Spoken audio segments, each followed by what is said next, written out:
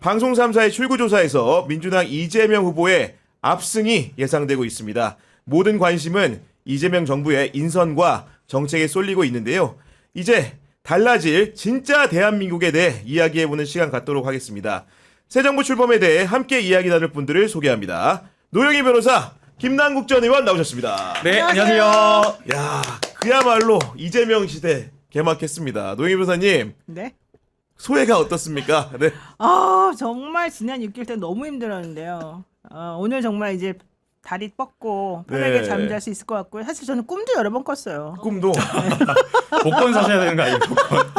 아니, 저 같은 경우에는 사실은 오늘 새벽 3시 반부터 잠이 안 와가지고 설치다가 되게 일찍 이제 회사에 나왔는데 김남국 전 의원 같은 경우에도 어떻게 보면 오랫동안 이제 지근거리에서 받고 선거도 도왔기 때문에 굉장히 많이 떨렸을 것 같아요. 네, 오늘도 사실은 저도 새벽 3시 40분에 깨가지고 잠이 안 오더라고요. 그래가지고 계속 쇼츠 넘기다가 어쩌다가 우연히 이재명 후보님 33살 청년의 뭐 인터뷰한 기사 그 쇼츠가 떠가지고 그거 막 청년 보고, 때요? 네, 청년 때 잘생기셨더라고요. 그럼 그때 인터뷰했던 건 혹시 어떤 내용으로 한 겁니까? 그때 변호사 시절인데 뭐 변호사인데 지역에 있는 어떤 신문사가 뭘 인터뷰한 게 이런 것들이 사전선거 운동이 아니냐 뭐 이런 것들 하기도 하고 그다음에 시민사회 활동가로서 뭐 여러 가지 인터뷰한 것 같더라고요. 네. 그러고 보면은 사실 정치에 입문하기 전에 시민운동을 이제 열심히 해서 도전한다는 게 쉬운 일이 아니잖아요. 노영희 변호사님 같은 경우에도 여러 가지 단체 활동을 좀 해보셨는데 좀 이렇게 시민사회에서 일하는 그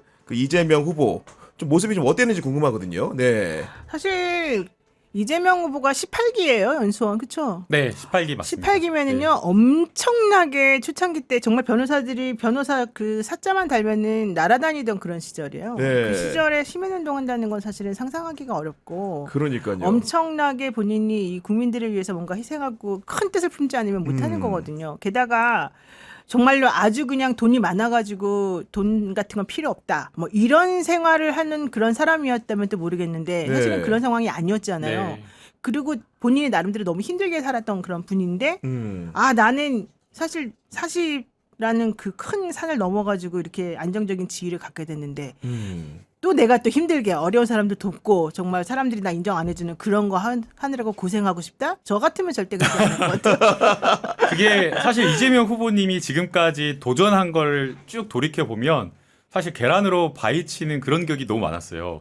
30대 중후반에 40대 초반에 이름도 알려지지 않는 지역의 그냥 변호사가 맞아요. 예, 100만 도시 성남의 성남시장 후보로 당선된다라는 건 2010년도에 예, 불가능하거든요. 네. 불가능하거든요. 오. 그리고 또 성남이라고 하는 도시가 물론 구도심에는 호남 사람들이 꽤 있긴 하지만 분당 같은 경우에는 민주당 지지율이 굉장히 약한 곳이잖아요. 그러니까요. 예, 그런데 정말 이름도 없고 비주류에 너무나 서름이 큰 그런 후보가 그것도 나이도 정말 어리신 40대 초반. 게다가 네. 호남 사람도 아니고 호남 출신도 맞아요. 아니고 호남도 아니고 안동 출신의 안동 출신인데 예. 거기다가 지역에서는 뭐 국민의힘이고 민주당이고 다 나쁜 놈들이면 구태 정치고 기득권이고 부패한 정치인이면 다 싸웠거든요. 그렇죠. 예, 그러니까 정말 불가능을 이뤄냈다고 보고요. 첫 시작부터 그랬던 것 같아요. 그리고 예. 이제 2014년도 재선할 땐 더 대단했던 게 그 분당의 강남벨트라고 불리는 분당의 유권자들로부터도 굉장히 높은 선택을 받거든요. 그 당시에 분당에서 아마 최초로 50%를 넘어섰을 거예요. 그러니까 네. 예, 2004년 딱 1기 4년간의 성남 시장으로서의 정책을 펼치고 성남 시민들이 안 거죠. 바꿔봤더니 깨끗하게 정치를 하더라. 일을 잘하네. 일을 잘하더라. 그 다음에 해보니까 이렇게 정치를 해?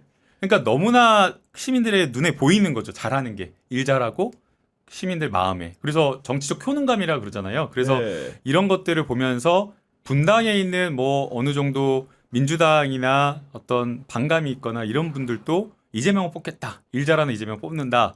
라고 하면서 많이 밀어줬던 것 같고요. 저도 이제 그때 어릴 때 기억에 남는 게 이재명 그 시장이 1기 때 당선되고 화장실이면 뭐 덕지덕지 청렴, 천국, 부패, 지옥 오줌 싸는데 김문수 후보 얘기 같은데. 이재명 후보가 성남시장 시절에 먼저 그거를 붙여 놓으셨어요. 그럼 김문수가 따라했구나. 보니까 누가 네. 김문수 후보도 했다고 그걸 나오더라고요. 그게 제가 봐가지고 이거 뭐야? 따져봐야겠네 제가. 저는 분명히 이거 이재명 성남시장 시절에 그거 했던 걸 기억하고 있고, 그렇구나, 네. 예, 그리고 김용 선배님도 그거를 강조하셨었거든요. 오. 그 스티커를. 그래서 청렴한, 그러니까 사실 성남시장이 과거에는 다 전부 다 구속됐습니다. 다 구속됐어요. 안 좋은 일들로. 예, 예. 네. 부정부패 여러 가지로. 그래서 최초죠. 예. 그래서 그런 어떤 모습을 보고 분당에서조차도 50%를 넘는 그런 선택을 받았는데, 근데 오늘 조금 약간 성남이 좀 출구조사가 좀 안 나온 거 조금 안 나왔죠. 나 그래가지고. 네. 아니 그리고 예. 그 청렴함을 직접 입증하기 위해가 저 기억나는 게 시장실에다 자기 활동이 훤히 보이는 CCTV를 설치했는데 그러는 게 저 같은 경우에는 하라고 해도 못할 것 같아. 코 파는 것도 녹화될 거 아니야. 보니까 왜 네. 그런 걸 하겠어요? 솔직히 말하면 좀 비정상인 것 같아. 그다음에 그 성남 시장실을 신축해가지고 제일 위층에 제일 꼭대기층에 탑층에 뷰 좋은 곳에 아방궁 같은 그 시장실을 만들어 놔가지고 시민들이 엄청 욕했대요. 근데 욕하거나 말거나 나는 시장이다라고 하면서 전임 시장은 계속 그 시장실을 썼는데 네. 이재명 성남시장은 시장 당선되자마자 바로 그 7층의 그 아방궁을. 호화스러운 아방궁 같은 시장실은 개방해버리고 도서관으로 개방해버리고 본인의 시장실은 2층으로 내려와가지고 더 민원인과 시민들과 가깝게 소통하겠다라고 아니 그리고 하면서 2층 시장실도 완전히 이제 개방을 해가지고 본인이 초등- 없을 때는 초등학생- 사람들이 들어와가지고 사진 찍고 가고 이랬다고 초등학생도 하는데. 오고 뭐 애들도 네. 오고 막 그냥 놀다 가고 막 재밌더라고요. 아니 네. 구기현 기자 성남 시민이에요? 왜 이렇게 잘 알아요? 저는 서울 시민이거든요.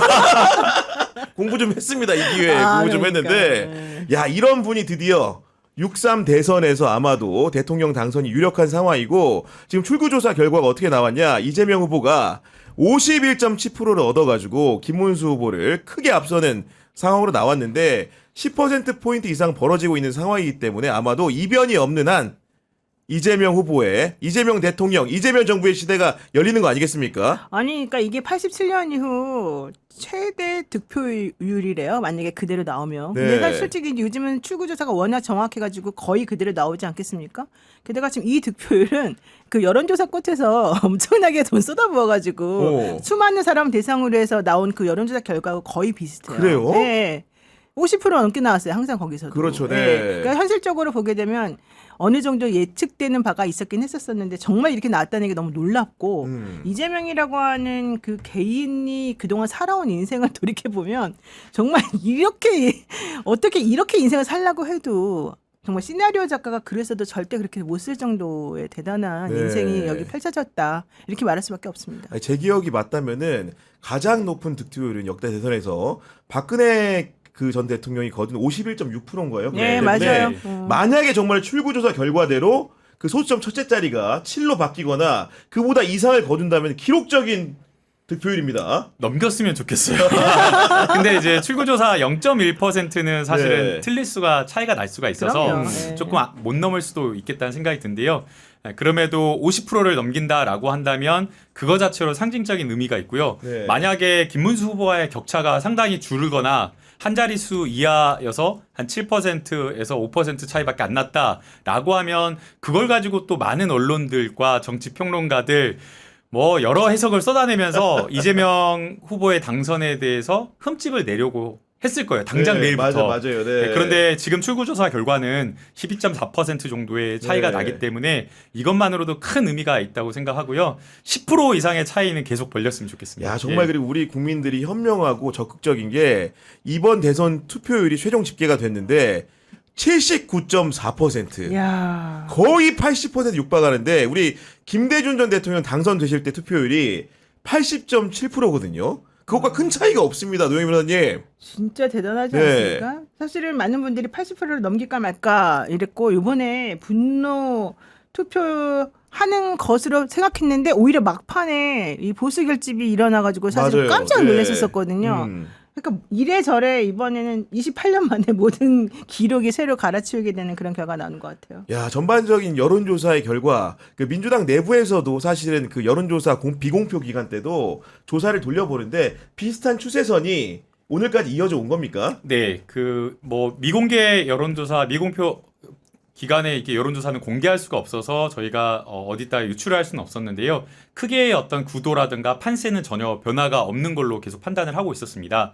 그래서 이제 최근에 이제 조금 악재들이 있었잖아요. 맞아요. 네. 그래서 설화들이 좀 있긴 했지만 그런 것들이 큰 판세 그리고 이미 국민들이 이번 선거에 대한 의미를 내란 극복, 내란 세력에 대한 심판, 그리고 내란으로 인해 무너진 경제, 민생을 회복시켜야 된다라고 하는 것에 대해서 이미 국민들이 판단을 내렸기 때문에 사소한 어떤 설화 이런 문제들은 있었지만 그런 것들이 전체적인 어떤 판세에 영향을 주지 않았던 것으로 보입니다. 네. 네. 왜 지금 그 댓글 다시는 분들이 이걸 출구조사랑 좀 다르게 나온다. 아, 지금 전반적인 지금 흐름이, 전반적인 네. 흐름이 걱정된다 이런 얘기 하시는데 그럴 필요가 전혀 없는 게요. 이게 본투표함부터 원래 투표를 이렇게 맞아요. 개표를 네. 하거든요. 본투표함, 그다음에 사전투표함, 그다음에 관외 사전투표, 뭐 거소투표 이런 식으로 연다고 하는데 그러기 때문에 걱정하시지 말고 끝까지 지켜보셔야 되고 우리 방송을 계속 보셔야 네. 된다. 이 말씀 드리고 그리고 싶습니다. 개표 속도가 빠르기 때문에 지금 이제 개함한 지가 얼마 안 됐잖아요. 네. 조금 이렇게 개함률이 높아지게 되면은 금방 이제 방송 3사의 출구조사와 그럼요. 상응하는 결과가 나올 테니까 걱정은 붙들어 매시고 방송 열심히 듣고 따라오시면 됩니다, 지금. 김남국 의원이 여기 앉아 있다는 게 중요합니다. 네. 만약에 정반대 결과가 나왔다면 오늘 못 오죠. 여기 앉았으면 불안했으면요 여기 안 나왔습니다. 네. 아니, 그 사이에 많은 분들이 지금 이렇게 슈퍼챗 보내주고 계신데 그 이승준 기자입니다. 한겨레 신문의 이승준 기자인데 제가 아까 오후에 한겨레 TV에 보냈거든요. 저한테 시사 강자 구교영 기자라고 하면서 아이고, 예. 슈퍼챗 보내주셨는데 너무 감사드리고 뒤집힌 마우스님이 항상 경향TV 응원해 주셔서 감사합니다 하면서 슈퍼챗 보내주셨는데 아까 제가 한겨레 네. TV에서 방송하다 왔는데 그때도요 구교형이란 이름으로 이승준 화이팅 그러는 거 자기들끼리 난리가 났어요. 그래서 슈퍼챗에 자기가 3만 원을 쏘더라고요. 그래서 내가 이승준 기자에게 아니 구교형 기자가 왜 당신에게 쏘느냐 네. 그랬더니 자기도 쐈다. 저희가 이제 그 경향TV랑 한겨레TV랑 그 자매회사나 다름없기 때문에 굉장히 가까운 그렇구나. 사이고 네. 서로 교류를 많이 하고 특히나 이승준 기자 같은 경우에는 저랑 오랜 기간을 기자생활 같이 했기 때문에 예. 동반자, 네. 영혼의 아. 단짝 같은 존재라는 점을 어우, 상기시켜드리고 동반자요. 네. 지금 이제 많은 분들이 서울에서의 그런 득표율 관련해가지고 이제 의견을 주고 계신 것 같은데 재차 3차 강조 드립니다만은 서울에서도 당연히 우리가 예상하는 결과가 나올 테니까요. 기본적으로 이렇게 수도권 그 지형을 분석을 해보면은 네. 경기나 인천 지역에서는 평균적인 3사 조사 득표율보다 많이 올랐고 네. 그보다 서울이 좀 낮았거든요. 그렇기 때문에 전반적으로 보시게 되면은 아마도 이 결과를 예측하실 수 있다는 점을 상기시켜 드립니다. 자, 서울은 원래 출구조사 결과 이렇게 나왔습니다. 이재명 후보 49.3, 네. 김문수 후보 40.1, 이준석 후보 9.2 이렇게 나왔고요. 경기는 이재명 55.8, 김문수 34.6, 네. 이준석 8.5 이렇게 나왔으니까요. 좀 지켜보세요. 네. 그 문재인 전 대통령 같은 경우에는 2017년도에도 박근혜의 탄핵으로 치러진 선거였는데 그때도 41% 맞아요. 했는데 이제 그 아마도 이제 당선 유력 표시가 뜬 다음에 오후 11시 40분쯤에 광화문 광장에 갔었거든요. 그 이재명 후보 얘기 들어보니까 많은 지지자들과 이제 당원들이 여의도 이제 광장 공원에 집결해 있는 것 같은데 여의도로 가는 이유 있지 않겠습니까? 네, 왜 변호사님? 갑니까? 네. 아시면서 왜 그랬어요 지금? 예.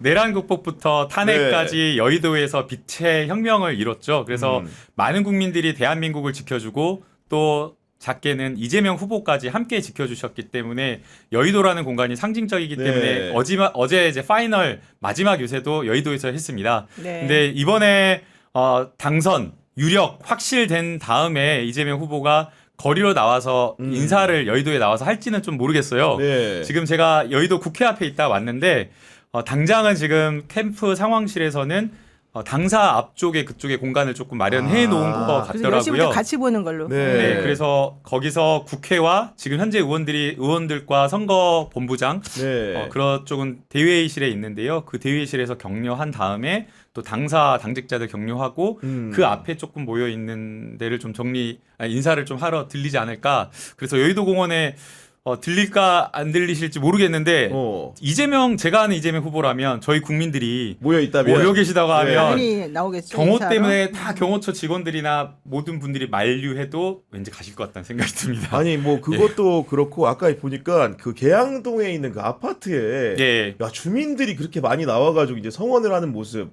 굉장히 인상적이었거든요. 맞아요. 네. 저희 어릴 때 항상 대선 중계차 보면 항상 집 앞에 다 올려가 있잖아요. 그래가지고 주민들 꼬맹이도 인터뷰하고 그러니까. 주민들 인터뷰하는 그게 저도 어릴 때 기억이 나는데 네. 지금 계양동 그 아파트 살고 계시는 댁에도 중계차가 나가 있고 많은 주민들이 그 앞에서 또 축하를 하기 위해서 좀 기다리고 있는 상황인 것 같습니다. 근데 원래는 지금 당사로 오시기로 돼 있는 걸로 돼 알고 있는데, 있어서 네. 아마 지금 움직이고 아마 거의 도착하지 않으셨을까요? 그러니까 그래서 이제 네. 개표 방송을 함께 네. 보실 것 같은데 그리고 고향 마을인 도촌리 거의 주민들이 이제 출구조사 결과에 환호하면서 정말로 도촌리가 사실은 시골 중에 시골이지 않습니까? 아 그래요? 그 난 개천에서 몰라요. 이제 용났다는 표현이 어떻게 보면 적합할 만큼 굉장히 이렇게 오지로 알려져 있고 안동 사시는 분들도 도촌리에 실제로 가본 경험이 없다라고 말씀하시는 분들도 있던데 어쨌든 그런 역경을 딛고 또 이렇게 대통령까지 되는 기염을 토했는데 그런 부분들 보면서 그 노영희 변호사님 같은 경우에는 주변에 이제 그 인생사를 새로 쓰는 분들이 여럿 있잖아요. 네. 이재명 후보 굉장히 특별하지 않습니까?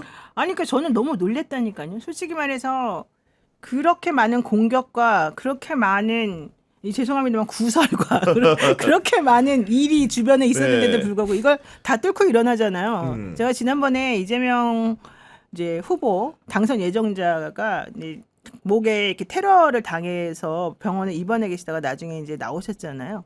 그 즈음에 전화 통화를 할 기회가 있었어요. 아 이재명 그 후보와 함께 네, 직접 이제 전화가 네. 와가지고 전화를 통화를 하면서 아 정말 대단하시다. 어떻게 그렇게 어려운 상황에서 견뎌내셨냐 그랬더니 정말 죽다 살아났다. 이 말씀을 하시더라고요 본인이. 근데 그때만 해도 벌써 내가 알기로 한 10번은 죽다 살아난 상황이었거든요. 그러니까 그런 걸 보면서 제가 그때 아 이 사람은 정말 되는 사람이구나. 이걸 확실히 제가 느꼈었거든요. 근데 지금도 마찬가지인 것 같아요. 솔직히 지금 이재명 후보 같은 경우는 비호감이 제일 높은 사람이다. 뭐 이런 얘기도 계속해서 나왔고. 악성 소문이. 네. 네. 그다음에 현실적으로 그렇게 많은 사법부의 이 공격과 이가 검찰로부터 공격을 당하면 살아남을 수 있는 사람이 없어요. 그런데 이 모든 걸 다 극복해내잖아요. 네. 그런 걸 보면 전생에 나라를 진짜 한 10번은 구한 분으로 저는 느끼고 특히 천운이다라고 하는 생각도 하면서 본인 스스로도 요즘에는 이제 아 나 정말 천운이가 이렇게 생각할 것 같아요. 솔직히 말하면. 근데 그게 무슨 천운이겠습니까? 본인이 네. 그동안에 쌓아왔던 이 공덕과 본인의 의지와 노력과 이런 것들이 결실이고 대한민국 국민들이 사실은 잘 되기 위해서 이런 일이 벌어지는 거 아닐까 생각이 들어요. 그리고 검찰에서 5건을 기소해가지고 무려 5개 재판을 받는데 저는 역대 정치인 중에서 동시에뿐만이 아니고 개별 사건을 따지더라도 5번 기소된 사람은 전무후무하고 아예 없습니다. 그렇지 않습니까? 네. 네, 그러니까 이재명 후보를 잡아넣기 위해서 사건을 거의 만들어내다시피 조작을 했다라고 저는 생각을 하는데요. 이재명 후보 계속 탈탈 털어서 먼지가 나와야 되는데 보통 이러잖아요. 털어서 먼지가 안 나온 사람 없다 이렇게 얘기하는데 털어도 먼지가 안 나와. 그러니까 먼지를 갖다 묻히기 위해서 먼지를 부어 막 네, 들이부어. 먼지를 갖다 묻히기 위해서 증거는 없는데 진술을 조작하고 그래서 사실은 증거가 있고 입증이 간단하다라고 하면 말이 길 필요가 없거든요. 그렇죠. 네. 그런데 성남FC 사건 같은 경우에는 그걸 사실 일 잘했다고 칭찬을 해줘야 되는데 그거를 기소하기 위해서 증거는 없고 객관적인 물적 증거는 부실하다 보니 증인을 거의 500여 명 가까이 신청해가지고 사건을 수년간 그냥 거의 법정에다 가둬놓는다라고 하잖아요. 네. 네, 그럼에도 불구하고 그것을 이기고 여기까지 왔다라고 하는 것은 진짜 인간 승리라고 생각하고 이것을 이겨내게 한 것은 물론 이재명 후보의 실력, 이재명 후보가 항상 이야기하는 게 위기는 기회다라는 말을 하거든요. 네. 위기를 어렵다라고 하면서 그 자리에서 주저앉는 게 아니라 그걸 기회라고 생각하고 이걸 이용해서 오히려 더 뭔가 이뤄내는 그걸 이야기하시는데 그럼에도 불구하고 이걸 가능하게 한 것은 함께 구독해주고 지금 함께 시청해주시고 응원해주시는 네. 국민들 덕분이다. 이런 야, 생각이 하루님이 듭니다. 네. 김남국 의원님 자주 뵙고 싶습니다. 이제 활동 많이 해주세요. 슈퍼챗 감사합니다 하셨는데 아마도 활동은 많이 감사합니다는 우리가 하는 말이에요. 하나님이 슈퍼챗을 보내주셔서.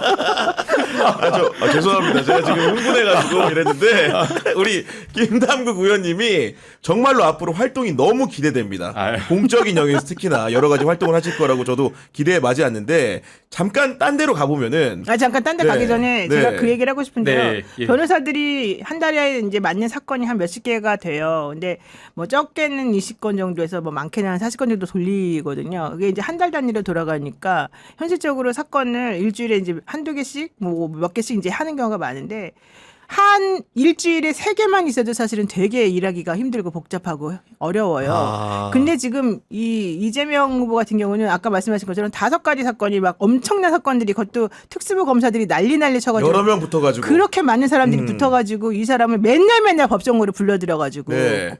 하루에도 몇 시간씩을 붙잡아가지고 안 오면 안 온다고 뭐라 그러고 오면 온다고 뭐라 그러고 계속해서 법정에서 살게 만들었잖아요.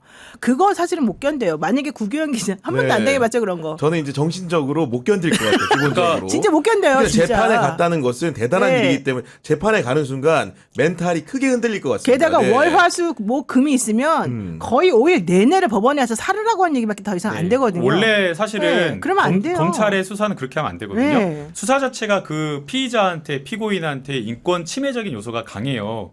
그래서 만약에 여러 사건이 있다라고 하면 수사를 집중해서 수사를 하고 한꺼번에 묶어서 기소를 해야지 양형에 있어서도 피고인에게 유리하거든요. 네. 그걸 형사소송법에서 고려하도록 되어 있습니다. 그런데 이번 검찰은 일부러 쪼개서 기소를 해요. 네.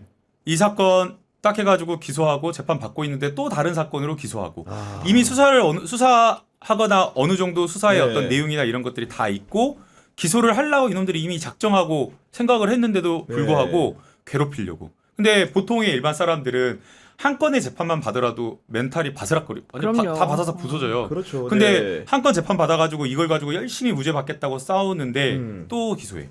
그리고 또 기소해. 그러면 재정적인 뭐 금전적인 여러 가지 부담도 있는데 견뎌낼 수가 없어요. 정신적으로. 아니 정신적으로. 그러면서 증인이란 증인을만 다 갖다 붙이고 그 사람들이 부르면 재판장이 다 오케이를 해주고 이래가지고 시간들이 엄청나게 늘어가지고 결국에는 우리 쪽 증인은 부르지도 못하고 지쳐가지고 나가 떨어지게 만들어 놓고 나중에는 왜 재판을 계속해서 빨리빨리 안 하냐 니네가 지금 꼼수 쓰는구나 이런 식으로 또 덮어 씌우기를 하거든요. 네. 근데 그 모든 걸 지금 극복해냈다는 것 자체가 인간 승리예요. 보통 사람은 하지를 못한다니까. 구교영은 특히 못한다. 저요? 못하게 생겼어 내가. 갑자기 좀 찔리네.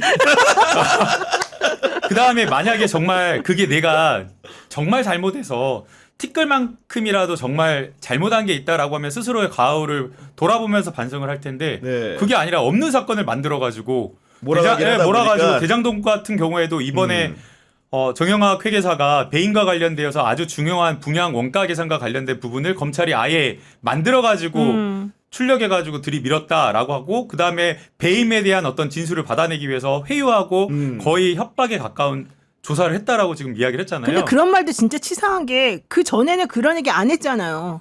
이제 요즘에 이제 또 갑자기 이제 이 개헌 끝나고 사태 분위기 국면이 달라질 것 좀 같으니까. 그전에는 이제 검찰이 무서워서 어. 자기가 죽을 것 같으니까 못했다가 이제는 이제 한다고. 양심선언을 하는 건데 그러니까 얼마나 웃겨요. 그게 정권이 본인 바뀌면 입장에서는. 한 번도 검찰 특수부가 계속 이런 식의 수사를 해왔어요. 네. 진술로서 사람을 죽여왔거든요. 없는 사건을 만들어 내거나 뭔가 누군가를 표적해가지고 죽이기 위해서 다른 사람을 구속해가지고 진술을 받아내는 그런 잡스러운 수사를 해왔거든요. 네. 그 대표적인 게 윤석열입니다. 윤석열 특수부 라인들. 근데 그렇죠. 한 번도 그런 조작 수사, 거짓된 수사를 처벌하거나 책임지게 한 적이 없었는데 네. 이재명 정권에서는 반드시 책임을 물어야 된다고 생각합니다. 어쨌든 간에 예. 그런 역경을 딛고 오늘의 결과를 낳았는데 저는 사실 한 번도 경험이 없어서 여쭤봅니다만은 네, 예. 그 당선증이라는 거 있잖아요. 수령을 해야 되는데 지역선거 국회의원 지역선관위를 가는 거죠. 네. 대통령 같은 경우에 중앙선관위에서 회의를 열고 노태학 선관위원장이 뭔가 이제 그런 증서를 대리인에게 수여하는 형식을 한다는데 그 당선증이 갖는 의미 경험해 보셨으니까 어떤 건지 궁금하거든요. 되게 엄청 넙덕해가지고 엄청 큽니다. 엄청 커. A형 엄청, 사이즈 예. 어떤 거예요? 넙덕하다가. 지금 구교용 기자님의 얼굴과 제 얼굴 크기와 거기에 정청래 의원님 정도, 예, 그런 정도의 크기를 적확한데 비유가. 예, 예. 굉장히 큽니다. 그래서 상처받아요 이 사람. 아니 예. 상처 원래 큰거 알고 있어. 시간 나야 되니까 그래서 그 일반 저희가 받는 표창장의 아, 2배 정도, 웬일이야. 2.5배 정도 되는 사이즈의 그 표창장 크기이고요. 네. 지역 선관 국회의원 같은 경우는 지역의 선관위가 있는데 지역의 선관위원장은 그 해당 지역의 지방 법원장이 선관위원장을 하고요. 그렇군요. 네. 그다음에 대통령 선거는 중앙선거관리위원장이 대법관이거든요. 그래서 노태학 노태학, 대법관이 네. 오늘부터 지금 내일 새벽까지 꼬박 자리를 지키면서 잠을 안 자고 있습니다.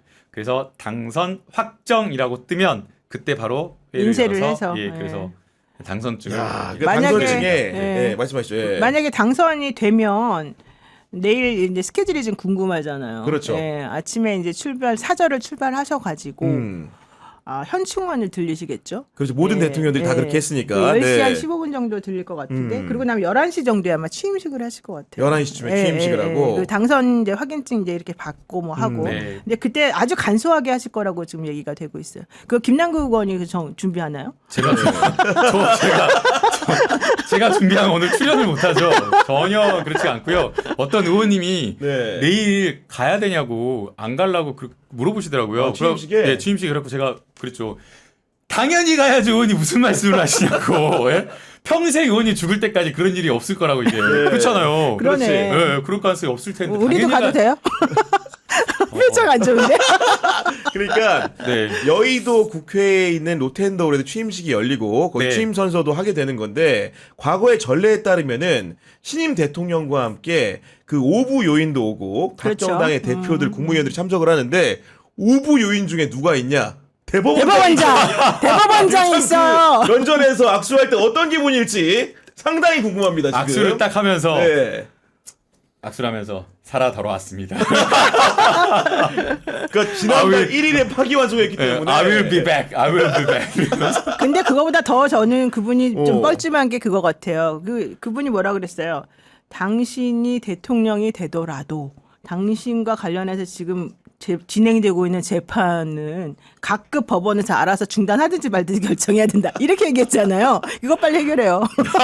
아니 그러니까 아닌 게 아니라 그 대법원장의 그런 결정, 대법원의 파기환송 결정을 통해 가지고 여러 재판들이 지금 이제 기일이 살아있는 것들이 있기 그러니까 때문에 바로 그거예요. 이 부분을 우리 국민들은 빠르게 리스크를 좀 해소해서 국정에 집중하게 해달라 이런 요구기 때문에 민주당 차원에서 빠르게 좀 대응해야 되지 않겠습니까? 네, 이미 그 네. 법사위에서 헌법 74조와 관련되어서 대통령의 불소추 금지에 대한 해석을 저쪽에서는 원래 당연히 사실 이 불소추 금지라고 하는 것은 네. 진행 중인 재판 향후 공소 제기되는 것뿐만 아니라 진행 중인 재판에도 효력이 미쳐서 정지되는 것으로 해석하는 게 당연한데 일부 뭐 정치인들 한동훈 을 비롯한 일부 국민의힘 의원들이 계속해서 논란을 만들고 있기 때문에 네. 이것을 명확히 하는 법안을 법사위에 상정시켜서 본회의에서만 통과시키면 되는 상황이고요. 그러니까요. 그리고 공직선거법의 행위와 관련된 부분 이건 사실 이재명 후보에 관련된 문제가 아니라 일반론적으로 네. 행위라고 하는 개념을 넣는 것 자체가 너무 모호하다라고 해서 과거에도 발의가 됐었고 토론회도 네. 여러 차례 국회에서 열렸었거든요. 그래서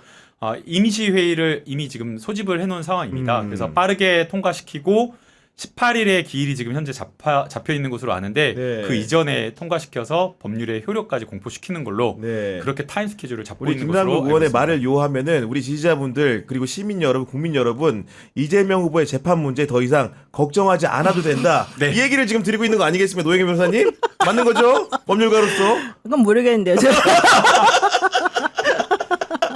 아니, 왜냐하면 원체 이게 사실 끝나도 끝난 게 아니라고. 그러니까 일부 이제 기일이 잡힌 것도 있다 보니까 그 부분을 대통령으로서 이제 사실은 이제 취임을 하게 되는 건데 그 문제가 해결이 안 되면 국정을 완벽하게 집중해 수행할 수가 없잖아요. 네. 그러니까 맨날 그 김용태 비대위원장이라던가 국민의힘에서 이번에 그 투표하기 전에 뭐라 그랬어요. 이재명 뽑아봤자 2달 있으면 또다시 우린 대선 치러야 될 수도 있다. 네. 이런 막말을 했던 거잖아요. 더 이상 그런 식으로 우리가 휘둘리거나 장난질에 놀아나면 안 된다. 그래서 이번에 그 해결을 꼭 해주십시오. 네, 반드시 해야 되고요. 네. 사실 이게 헌법 74조에서 규정하고 있는 불소추 특권이 이재명 후보 개인에게 주는 특권이 아니거든요. 대통령 그럼요. 자격을 맞습니다. 가진 사람에게 예, 헌법기관인 우리가 국민이 선출한 헌법기관인 대통령이 사실은 대통령이 얼마나 많은 일을 합니까? 국가 안보를 비롯해서 국민의 생명, 재산 그리고 여러 가지 경제, 국정에 미치는 여러 가지 너무나 큰 현안들이 많기 때문에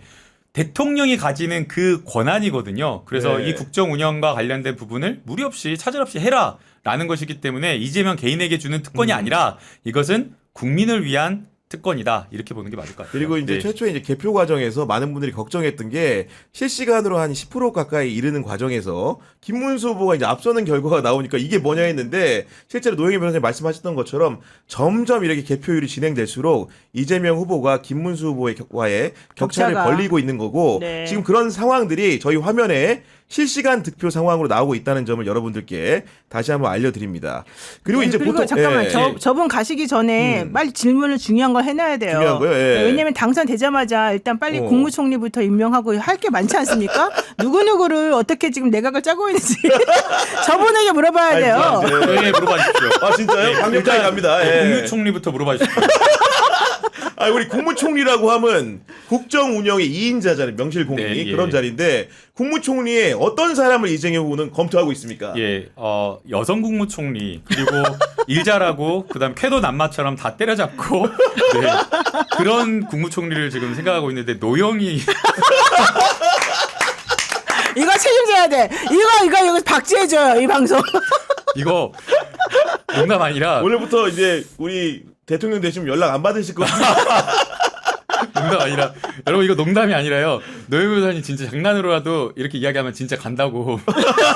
짐 다 싸들고 진짜 갑니다. 아니 우리 노영희 변호사님 뭐 총리 되기 부족한 점은 없지만 그럼에도 불구하고 이제 사실 우리가 거론되는 분들은 또 있는 게 사실이니까 그럼요, 해줘요. 우리 노영희 변호사의 경쟁자가 누구인지 한번 그렇지. 탐구를 해봐야 될 것 같아요. 제가 보니까. 네. 내가 이래서 구교영을 좋아한다니까. 네, 그래서 일단 가장 유력한 사람이 노영희 변호사가 이렇게 올라와 있는데 또 비슷하게 이제 경쟁자들이 또 올라와 있는데요. 그렇죠. 아무래도 이재명 후보가 선거 운동 기간에 모든 국정 에너지를 경제에 그리고 민생 회복에 쏟겠다, 힘을 쏟겠다. 경제와 민생 회복에 예, 그렇게 이야기를 했고요. 그 다음에 통합이 시대 정신이다라고 말을 통합이 했고, 시대 정신이다. 네, 여야 진보 보수 본인은 진보냐 보수냐, 진보도 아니고 보수도 아니고 좌파도 우파도 아니다, 실력파다라고 말씀하셨잖아요. 야. 그래서 총리는 그런 어떤 성과를 낼 수 있는 야. 경제를 잘할 수 있고 이런 네. 메시지를 국민들에게 전할 수 있는 분이 되지 않을까라는 야. 이런 생각을 하고 있는데, 근데 이제 지금 문제가 인선이 당장 내일 발표하다 보니까 그렇죠. 어렵나 보더라고요. 극도의 보안 속에서 그런 건데. 마음은 그런 인사를 찾고 싶은데 통합형 인재, 경제 메시지, 그다음에 실무형 인재, 그러면서 동시에 기업과 친기업적인 하면서 기업의 어떤 육성이라든가 이런 지원을 잘할 수 있는 그런 사람을 찾고 싶은데 이게 워낙 네. 짧은 기간이다 보니 어려움이 아니 있는 뭐 것 그런 같아요. 요건을 충족하는 분은 사실은 이제 통합까지 생각을 한다고 하면은 가장 먼저 떠오르는 정치인은 유승민 전 의원도 떠오르긴 하는데, 왜냐면 이분이 이제 국민의힘 선거 레이스 중에 김문수 후보에 대해서 가타부타 막판에는 한마디도 안 하고 함구하고 있었거든요. 그렇죠. 물론 그렇다고 해서 그 이재명 후보를 지지한다는 발언도 안 했지만 아까 말했던 것처럼 경제에 대한 식견을 갖추고 통합의 원칙에 대해서 동의를 하고, 그리고 실력파, 분이 어쨌든 간에 실력파라고 주장을 하시니까요. 일부 있다고 인정을 하고, 기업의 성장을 권유할 수 있는 상이라고 한다면은 유승민도 생각해 볼 수 있는 거 아니겠습니까? 절대 반대입니다. 절대 반대요. 왜냐하면 예. 지금 얼마나 힘들게 여기까지 왔습니까? 근데 만약에 네. 대통령으로 당선이 되신다 그러면 본인이 일을 할 때 수월하게 옆에서 협조해주고 도와주는 사람을 같이 해야지. 유승민 의원 당시에 정말 실력이 있는지 없는지도 모르겠지만 그분하고 같이 뭔가 합을 맞춰가지고 하는 거는 오히려 모험이고 저는 오히려 딴지를 걸 수 있기 비효율적이다. 때문에. 생각해요. 절대 안 된다. 음. 초창기에는 힘을 실어줘야 되기 때문에 절대 네. 안 되고요. 그러니까 저도 노영희 변호사님 말씀에 공감을 하는데요.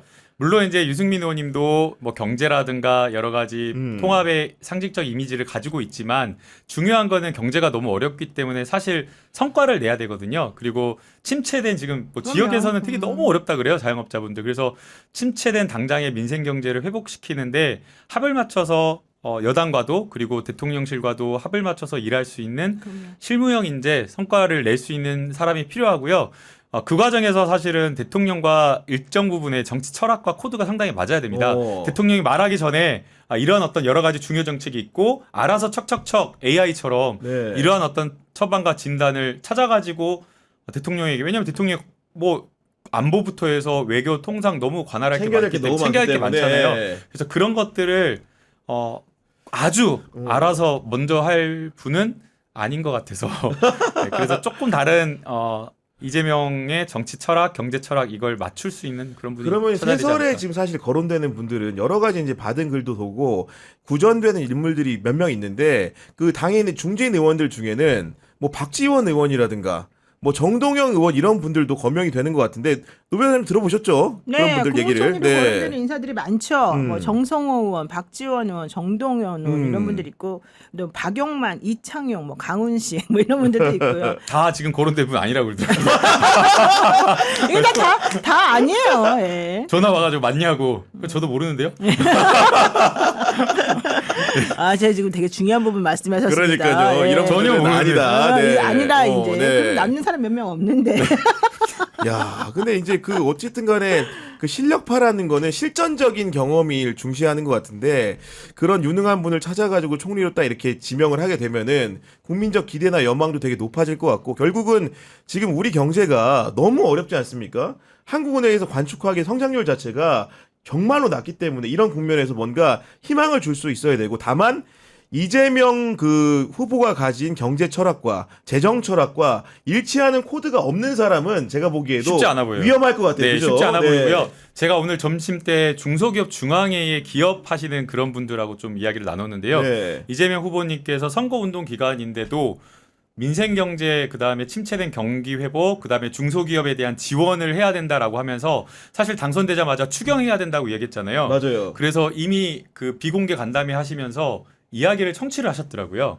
아. 네, 그 바쁜 와중에도. 네. 그래서 어떻게 하면 추경을 할 때에 중소기업이나 어려운 어떤 서민들, 자영업자들 지원하는데 좀 효과적인 어떤 추경이 뭐냐, 좀 그런 방안들을 좀 말을 해달라고 하면서 이야기를 들으셨다고 하더라고요. 그래서 당장의 추경안부터 제대로 된 어떤 그런 것들을 편성하고 할 것으로 보이는데 아마 경제 쪽에 일단 진짜 경제. 힘을 쏟을 거로 보입니다. 그러니까 네. 총리라는 건 기본적인 그 아이디얼 타입은 경제 실무형 인간이다. 그렇죠. 이런 정도로 요약을 좀 할 수가 있을 것 같고 그러면 또 이제 그 중요한 자리가 총리 못지않게 중요한 게 대통령을 가장 가까이서 옆에서 정책적으로 챙겨주고 비서실장. 인사도 챙겨줄 수 있는 비서실장 자리지 않겠습니까?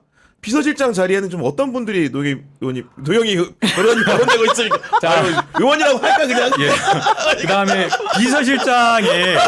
비서실장에 또 유력하게 거론되는 분이 있습니다. 그래. 예, 비서실장에 유력하게 거론되는 분인데요. 네. 한번 대한민국의 역대 비서실장을 쭉 한번 찾아보면요. 여성이 또 없었습니다.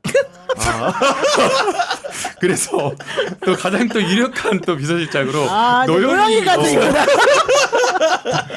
역대 비서실장 여자가 없었어요. 여성 비서실장 꼭 필요하잖아요. 그러니까 일단 총리 검증에서 낙마했고 비서실장으로 왔습니다. 지금 이제 혹시 가능한지 지금 왔거든요. 노영희 변호사님 비서실장 자리 어떻습니까? 나 예. 너무 땡큐죠. 빨리 꼭 시켜주세요. 예, 절대. 저는 청문회만 안 하면 됩니다. 꼭 시켜주십시오. 우리 노영 변호사님은 절대 사양하는 법이 없어요.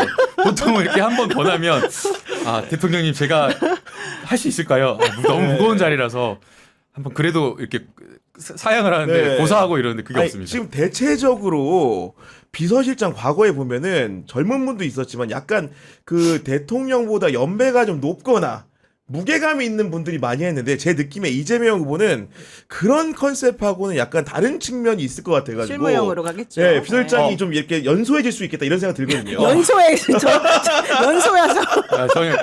저분은 아닙니다. 전혀 아니고요.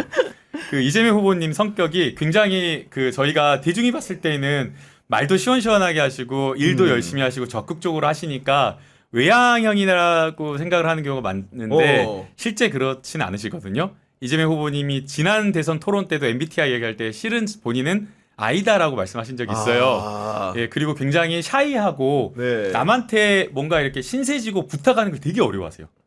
예, 그래서 그래요? 네, 굉장히 어려워하세요. 미안해하고. 그래서 굉장히 그런 게 어려워하는 샤이하신 약간 성품이시기 때문에 부부가 네. 마찬가지신 것 같아요. 네, 네, 김혜경 부부가. 여사도 네, 그러시더라고요. 그래서 네. 어려운 부탁, 미안한 부탁을 잘 못하셔서 아마 비서실장도 조금 편하신 분 마음을 그럴 것 같아. 예, 맞아요. 그래서 마음을 털을 수 있는 김남국 같은 저는 강추합니다. 아유. 김민석. 김민석. 마음을 조금 편하게 이렇게 이야기하고 토로하실 수 있는 네. 그런 분을 좀 찾으실 것 같아요. 네, 아니, 저희 맞아요. 아까 네. 이제 그 옛날에 성남시에 살기도 했고 경기도지사 시절 때 직접 인터뷰했던 기자가 이제 경험담을 들려줬는데 네. 실제로 인터뷰를 하는 동안에 이제 직접적인 질문이 갔을 때 눈이 초롱초롱하며 답변을 하다가 인터뷰가 마감되자마자 갑자기 이렇게 웅크러드는 눈을 보여줬다고 하던데. 예, 안녕하세요. 아니, 수고하셨습니다. 그러니까. 네. 저는 사실은 카메라 돌아갈 때만 글을 봐서 그런지 굉장히 쾌활하고 모든 일에 적적인 것 같은데 실제로는 그렇게 부끄러운 점이 많은가 봐요. 네, 맞아요. 예, 그래서 차이한 면모가. 부끄러운 점이 많은 게 아니라 차이한 면모가. 네, 그렇죠. 네. 네, 부끄러운 점은 없겠죠. 완전 부끄러움 없죠.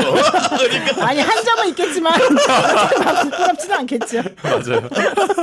여기 이게 요즘 유행한 아줌마 개그라고요. 아니, 그러면은 뭔가 이제 샤이한 분들한테 저도 이제 주변에 이제 만나면 저는 쾌활한 성격이기 때문에 그런 분들 만나면 계속 말 걸어주고 이렇게 뭔가 이제 대화가 멈추면 못 참고 뭔가 다 하나씩 던져주거든요. 아 그래요? 예. 아니 그런 게 좀 필요하잖아요. 그런 게 그럼요. 위해서는. 그런 게 필요하죠. 네. 예를 들면 두 분 따로 만났을 때 어떤 관계로 대화를 나누시는 겁니까? 저요? 네. 예를 들면 누구요? 그 이재명 후보하고 이렇게 만났을 때. 뭐 특별한 이야기는 안 하는데요. 네. 그냥 그 이제 정치인들이 국회의원들이 이렇게 만나면 되게 막 심각하게 이야기 나눌 것 같은데 또 그렇지는 않아요. 네. 네. 그래서 편하게 또 여러 가지 이야기를 나누고 또 재미난 이야기도 하고. 예. 아니 이게 비서실장에는 뭐 여러 가지 이제 버전이 있는 아까 말한 것처럼 김민석 의원 얘기도 많이 나오고 네, 맞아요. 네. 그리고 이광재 그 전 강원도지사 같은 경우에도 김병욱 여러 가지 의원. 국정 운영 경험이 있기 때문에 한 번 더 들어가서 뭔가 보좌를 잘할 것 같다 이런 얘기도 있는 거고 김민석 의원은 사실은 두말할 게 없는 분들이죠. 그렇죠. 그리고 함께 거론되는 많은 분들도 이재명 후보에 대한 이해도가 굉장히 높은 분들 위주로 거론이 되고 있는 거거든요. 그래야지 지금. 돼요. 네. 안 그러면 일을 할 수가 없을 것 같아요. 그리고 지금 너무 복잡하고 너무 어려운 상황이라서 이게 되게 효율적이고 신속하게 이 대통령의 뜻을 정확히 스스로가 이해해가지고 이걸 해결해 줄 수 있는 사람 그리고 다른 사람과의 관계 같은 걸 되게 잘할 사람 저는 네. 그런 분이 정말 꼭 필요하다고 보는데요. 그런 의미에서 지금 김민석 수석 최고가 엄청나게 일을 잘하는 분으로 지금 사실 얘기가 되고 있고 네. 또 지금 아까 말씀하신 거론된 분들도 다 이제 그런 면모들이 있으시기 때문에 뭐 알아서 판단하시겠지만 어쨌든 그런 특성을 중심으로 해야 되는 것 같아요. 근데 굉장히 만약 김민석 최고가 가신다면 네. 굉장히 큰 결단을 하고 가시는 그렇죠. 거거든요. 예. 왜냐하면 현직 최고 수석 수석 최고 최고위원인데. 수석 최고위원이시고 그다음에 삼선의 의원이시거든요.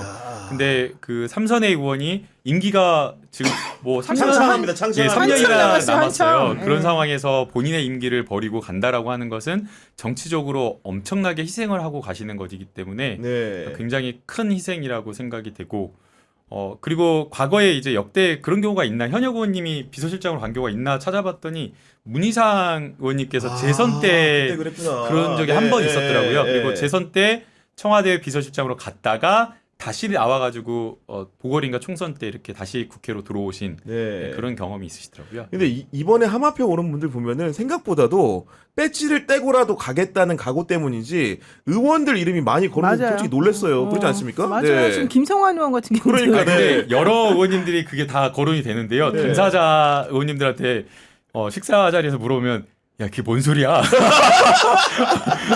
전혀 생각해본 바 없다고. 아니 근데 저도 이 얘기 들었어요. 네. 왜냐면 제가 오늘 어떤 의원님한테 네.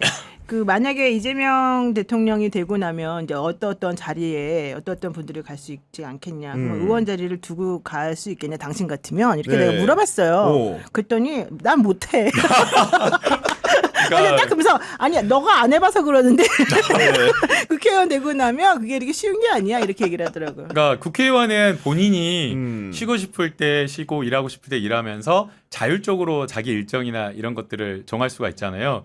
그런데 이제 비서실장으로 가게 되면 그렇죠. 진짜 이빨 임플란트 할 정도로 몸을 그냥 갈아 넣어야 되는 그런 상황인데. 그러니까요. 예, 그러니까 지금 자기 얘기하는 거예요. 아니요. 김남국 가겠다 이거 아니, 아니, 뜻인가요? 저는- 의원이 아니라서?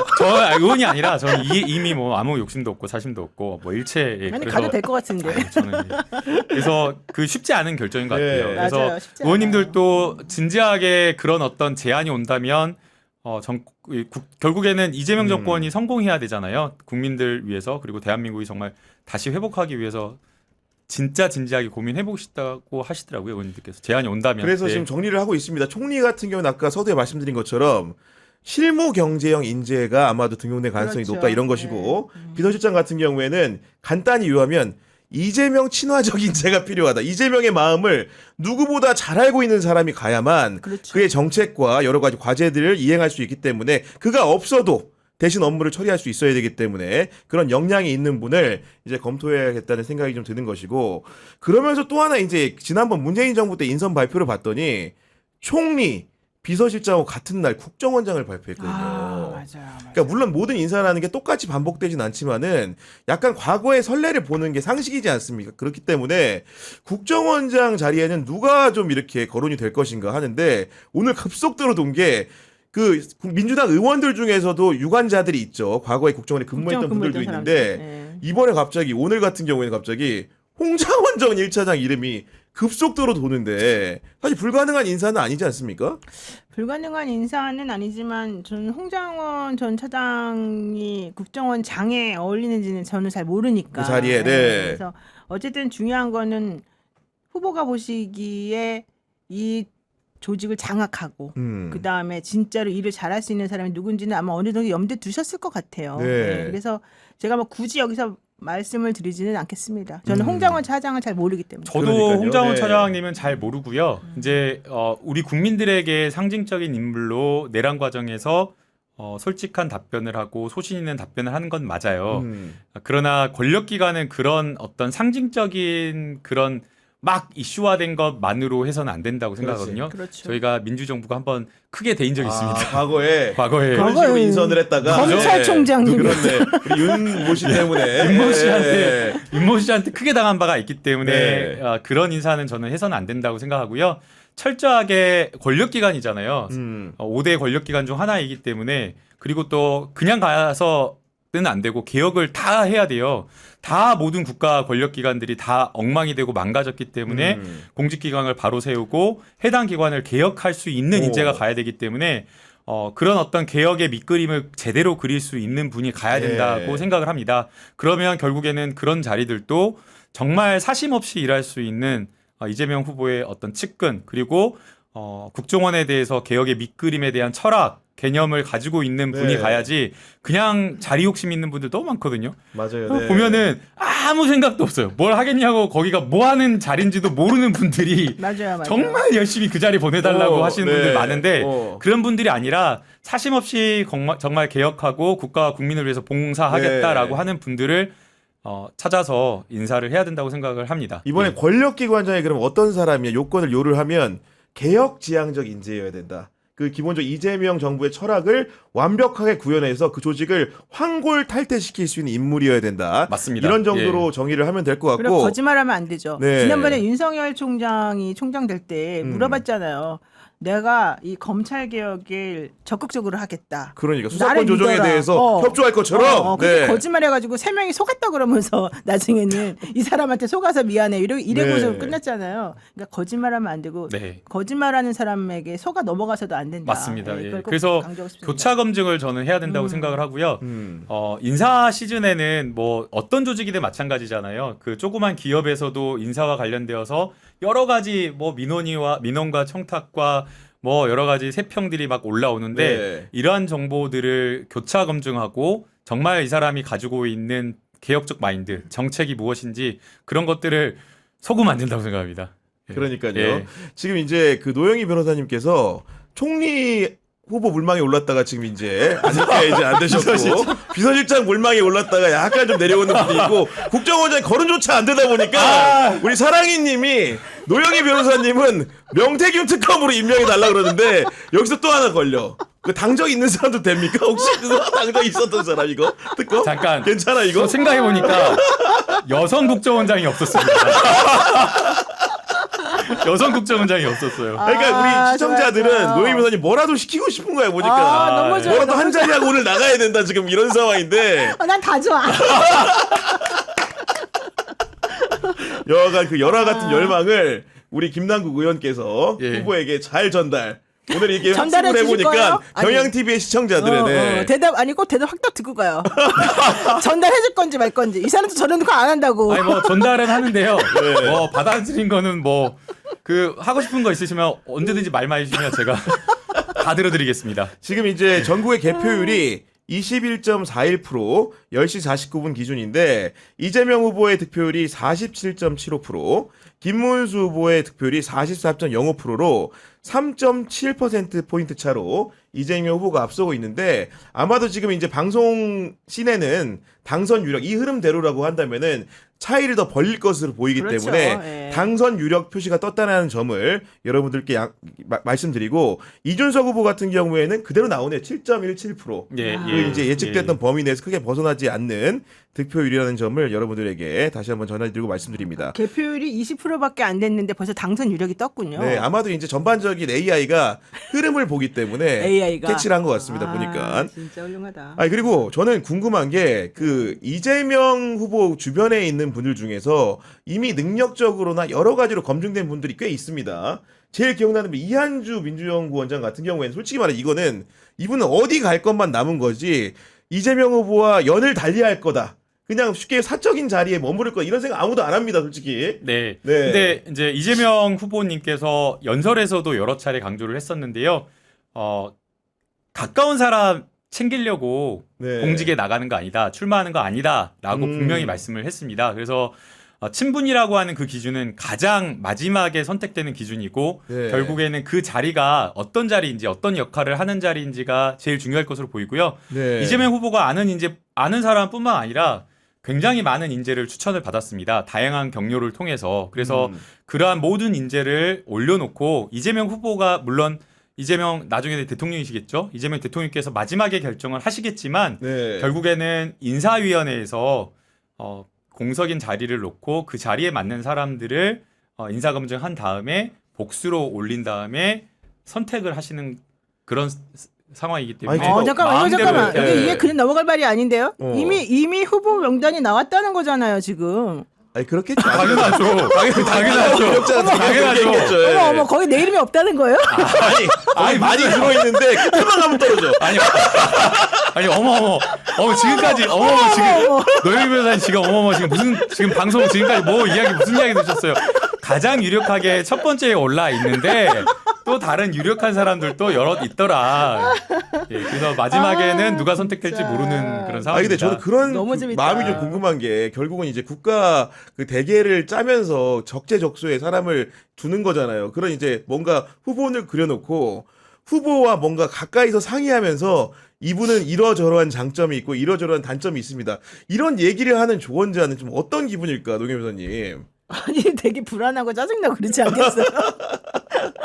근데 어쨌든 그런 얘기는 김남국 의원한테 물어봐야 돼요. 네, 저는 하나도 모르는 얘기고 네. 저분은 다 알면서 모르는 척하는구나. 저도 전혀 모릅니다. 저도 전혀 모릅니다. 근데 네. 중요한 거는 네. 이재명 후보가 지난번에 말했어요. 능력이 제일 중요하다. 왜냐하면 지금 대한민국이 매우 풍전등화의 위기에 지금 처해 있기 때문에 뭐 사람 간의 친소 관계 이런 거는 중요하지 않다. 네. 그리고 뭐 농공 행상 이런 거 중요하지 않다. 이렇게 얘기했고요. 능력을 보고서 만약에 국정을 운영하게 되면 능력을 위주로 보겠다고 그때 말씀하셨기 때문에 네. 저는 그리고 그렇게 가는 게 맞다고 봅니다. 아니 능력 본이면 우리 노영 변호사님 빠져도 되나요? 그러니까 나밖에 없다니까. 영상편지 하나 보내시죠.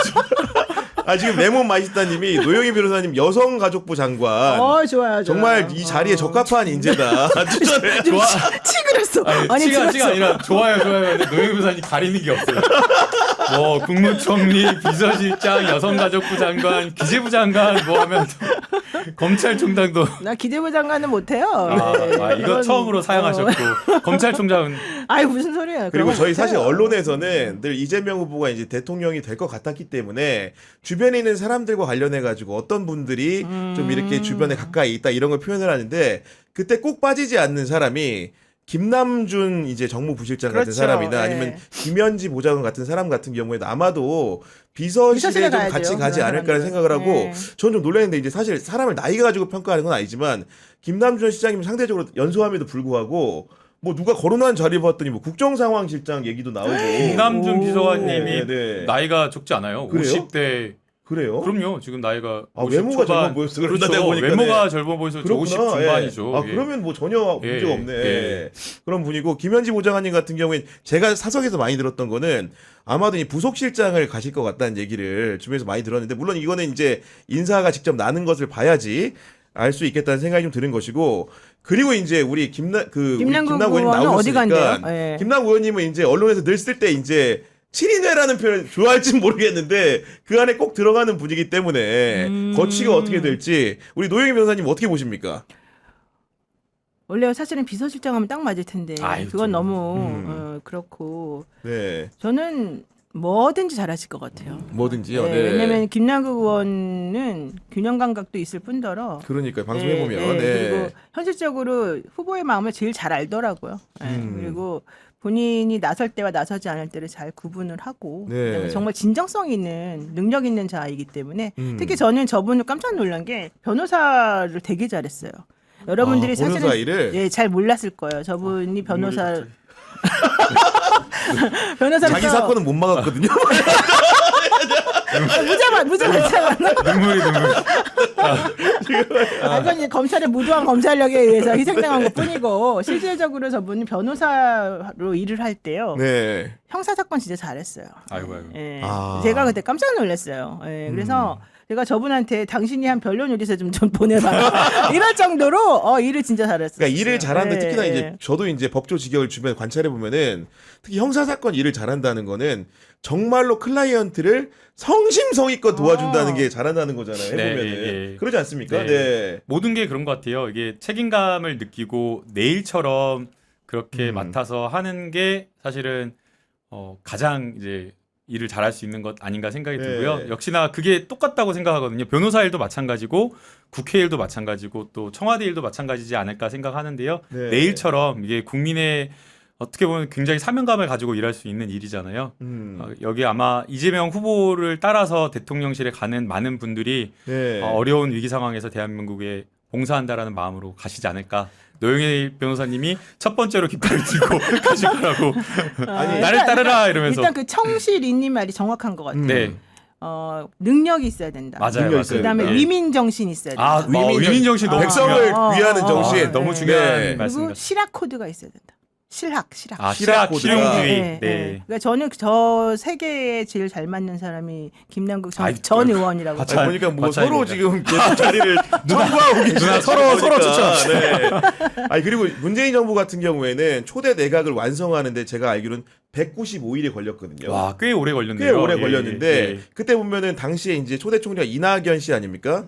그분이 이제 기본적으로 키를 쥐고 일단은 기존에 있던 국무위원들 사표를 다 받고 일괄적으로 이제 인사청문회를 거쳐서 인선을 했던 것 같은데 이번 같은 경우에 총리를 먼저 세우고 유사하게 되는데 다만 다른 점이 있다고 한다면은 국회에서 여하간 이제 범야권이 보유하고 있는 민주당 단독으로 보유하고 있는 의석도 충분하기 때문에 인선 절차라는 게 속도를 낸다고 한다면은 그렇죠. 조금 더 빠르고 수월하게 될 수 있을 것 같거든요. 네. 그래서 이제 그 부분에 대한 결국에는 국정 컨트롤 타워가 총리가 되어서 각 부처의 장악력을 높여야 된다고 보이거든요. 재청권이 있죠. 그리고 예, 총리는. 예. 그리고 예. 지금 현재의 뭐 여러 국무위원들 내란에 방조하거나 또 동조했던 세력들도 일부 남아 있기 네. 때문에 당장에 지금 현재 국무위원들은 일괄 사표를 받을 걸로 생각을 됩니다. 그래서 기존에 있던 관료 출신의 차관이 그 자리를 대행해서 실무적으로 일단은 일괄 사표를 받고 예, 네. 그래서 일단은 굴러가는 그 체제로 갈 걸로 보이고요. 그리고 그리고 이제 그 사이에 여러 내각의 차례차례 중요한 그렇죠. 자리부터 인사청문회를 진행해서 임명할 걸로. 그러니까 보입니다. 이런 게 되게 중요한 부분이잖아요. 실질적으로 이 차관들이 일을 다 하는 거거든요. 사실 장관은 그 위에서 이제 꽂아가지고 현실적으로 어떤 정치적인 상징성을 가지고서 일을 그렇죠, 하는 경우가 네. 많잖아요. 근데 실제 일은 차관, 1차관, 2차관들이 다 하는 거 아니겠어요? 맞아요. 네. 그리고 그분들이 실질적으로 일을 잘할 수 있도록 그런 장을 마련해 주는 게 매우 필요한데 그런 생각을 한 번도 저는 그 대통령이 된 사람이 이렇게 얘기하는 이분은 대통령은 아니지만 그렇게 한 걸 본 적은 네. 없었어요. 근데 아마 그게 기본적인 생각이신 것 같고 그게 네. 정말 중요한 것 같습니다. 그 사이에 정말로 오늘 방송을 틀면 나왔던 저 연예인 보는 것 같아요. 오늘 신인기 변호사님 나오셨습니다. 네. 진짜 연예인 보는 것 많이 같아요. 나왔어요? 그냥 뭐 이렇게 넘기기만 오늘 제가 새벽에 일어나고 잠을 못 잤다 그랬잖아요. 쇼츠 넘기기만 하면 이재명 후보보다 더 많이 나와요. 그래가지고 제가 선거 캠프에 있으면서 반성해야겠다. 이재명 후보님 쇼츠를 더 많이 만들었어야 되는데 어떻게 신인규 변호사님이 더 많이 나오냐. 그 세 글자로 표현되는데 모든 건 지금 정신력입니다. 더 새벽부터 새벽까지 예 아. 최다 방송을 지금 야. 하고 있기 때문에 아니, 더 제가 열심히. 신진규 변호사 일정을 보는데 오늘도 보니까 오마이뉴스를 시작했잖아요. 새벽 5시 새벽 5시 20분에 시작하더라고요. 와. 와. 그래서 지금 시각이 언제입니까? 10시 59분인데 한 번도 안 쉬고 지금 방송 달려온 거죠. 진짜요? 거의. 그러니까 이제 오늘은 좀 특별한 날이니까 네. 이제 계속 그 방송국을 다니면서 그러니까 좀 이동이 좀 힘들었는데 그래도 또 이동할 때 간간히 좀 야. 잠을 취하면서 이런 인재가 청와대로 가야 예. 돼요. 아, 그러니까. 일단 네. 문재인 청와대는 6시 반 출근하셨다고 그러더라고요. 이런 인재, 새벽형 인재. 1시간 10분을 땡길 수 있는. 아, 그럼요. 네. 게다가 이분은 자세가 돼 있는 게 네. 새벽에 하는 아침 방송은 이제 내일부터 안 해요. 오늘까지만 네. 해요. 아, 맞아요. 비어요, 네. 비어요. 들어가려고 이미 신변을 정리. 아니 아니라 신변이 신변을 정리했구나. 네. 저한테 뭐 어디 가냐고 딱 맞춰서 그게 아니라 뭐 내부에서 이제 뭐 제가 이제 논의를 했던 것이 이제 네. 딱 이렇게 날짜가 맞았는데 야. 아무튼 제가 더 앞으로 이 정치 비상구에 비상을 위해서 아직도 비상을 열심히 못하고 있어가지고. 아직 못 떴거든요 아직. 그래서 이거 더 제가 열심히 10만 동접자를 위해서 열심히 하겠습니다. 저희가 지금 사실은 서로 간에 좋은 이제 얘기를 하고 있었어요. 서로 네. 이제 어떤 자리에 갔으면 좋겠다. 거기에 맞는 인재는 누군가 얘기하는데 신인규 변호사도 네. 김남국 의원님 실제로 예. 봤을 때 예. 굉장한 인재 아니겠습니까? 아, 그럼요. 네. 예, 예. 우선은 굉장히 시원하게 여러 개혁적인 발언을 하시고 네. 그다음에 또 불의를 못 참는 그 모습을 보이기 때문에 우선 특검을 추천하고 싶습니다. 뭐야? 아, 그러니까 불의를 못 참으면서, 예. 특검을 생각을 안 해본 게 아닌데 예. 왜 특검이 워낙 많잖아요 지금 상황이. 또 변호사들은 일단 들어갈 3건 네. 들어갑니다. 일단 3건. 지원을 할 수 있거든요. 네. 근데 제가 당적을 가진 적이 있어가지고 그러니까 내가 얘기했잖아. 예. 아, 그래요? 당적 보유한 사람 같은 당적 경우에는 보유했던 네. 사람은 못 갑니다. 안될 거예요. 당적을 보유했기 네. 때문에 그래서 비상구를 더 아니 우리 아까 이제 국무총리 비서실장 네. 이제 하마평 얘기를 했는데 우리 신인규 변호사 같은 경우에도 공사적으로 오가면서 많이 듣잖아요. 좀 어떤 사람이 좀 거론되고 있는 겁니까? 근데 저는 뭐 네. 어떤 특정 인물을 저는 뭐 거론하긴 좀 그럴 것 같아요. 왜냐면 인사를 이제 바로 하셔야 되기 때문에 여러 가지 고민들이 많으실 텐데 저 개인적인 생각은 사실 대통령 임기 5년이라는 건 그렇게 길게 느껴지진 않거든요. 네, 사실상 예. 권력을 딱 인수했을 때 1, 2년 차에 모든 개혁 과제들을 마무리를 해야 되기 때문에 저는 초대 총리는 매우 중요하다고 봅니다. 조대 총리는 네, 네. 그래서 저는 초대 총리는 조금은 개혁적인데 좀 젊고 좀 근데 젊다고 해서 꼭 좋은 건 아니지만 조금 더 국민들에게 이렇게 신선함을 줄 수 있는 좀 검증된 인재를 좀 쓰셨으면 어떨까 싶고 비서실장은 대통령실에 있는 비서실이기 네, 때문에 가장 저는 그 대통령 당선인과 마음이 제일 맞는 야, 사람. 그건 아까 코드가 일치하고 예, 있어요. 그건 정말 지금, 편한 네. 분. 네. 네, 본인과 네. 가장 일할 수 네. 있는 정말 뭐 신복이라고 하잖아요. 네. 그러니까 그런 분이 가셔서 가장 그 대통령의 일을 옆에서 지근거리에서 제일 잘 도울 수 있는 분이 하시는 게 제일 좋을 것 같아요. 완전히 저희랑 생각이 완전 똑같은 것 같아요. 아니, 예. 그것도 아니 그렇고. 이재명 네. 후보가 사실은 되게 좋아했어요. 네. 예, 그러니까, 얘기 듣기로. 네. 너무 감사하죠. 너무 감사하죠. 아니 우리 노영희 변호사님한테는 전화도 따로 왔다는데 솔직히 뭐 이렇게 네? 전화 받은 적 있어요 없어요? 아니, 이재명 노영희 후보에? 변호사님 전화 많이 받죠. 노영희 변호사님 전화는 뭐 며칠 전에도 받았고 오늘 밤에도 전화 또 받고. 아니 우리 이재명 자주 후보가 받죠. 우리 신인규 변호사한테 직접 전화를 건 적이 있는지 없는지. 아 전화요? 전화 예. 아니요 전화를 받은 적은 없고 저는 네. 이재명 후보님은 과거에 그 최혜병 그 집회 때 수사외압 집회 네. 때 제가 그때 거리에 인터뷰를 하다가 길에서 만났구나. 마주쳐서 예. 그때 이제 제가 인사를 한번 드린 적이 있고 그거 외에는 제가 뭐 따로 연락을 하거나 뭐 이렇게 뵀던 적은 없습니다. 네. 네. 그 김남국 의원님이 좀 있으면 가셔야 되기 때문에 한 몇 가지 좀 더 여쭤보면 아, 너무 재밌어가지고 네. 더 있고 싶은데요. 네. 더 이따가 지금 가야 될 곳보다 아. 여기가 훨씬 재밌는 것 같아요. 아니, 몇 가지만 더 여쭤보면 네, 예, 예. 그 정부조직법이 사실은 굉장히 중요하잖아요. 새 정부의 이제 국정철학을 구현할 수 있는 게 부처의 여러 가지 패러다임을 새롭게 바꾸는 영역인데 이 부분도 사실 여러 부분이 공약을 통해서 밝힌 것들이 여러 가지가 있는데 그것들을 어떤 방식으로 이행을 하게 되는 겁니까? 일단은 뭐 당연히 국회에서 논의가 필요할 것으로 보이고요. 공약으로 했지만 또 국회에서 실무적으로 논의했을 땐 또 다른 어떤 여러 가지 부작용이나 네. 또 부족한 부분이 있을 수 있기 때문에 음. 좀 더 논의가 필요하지 않을까 생각이 되고요.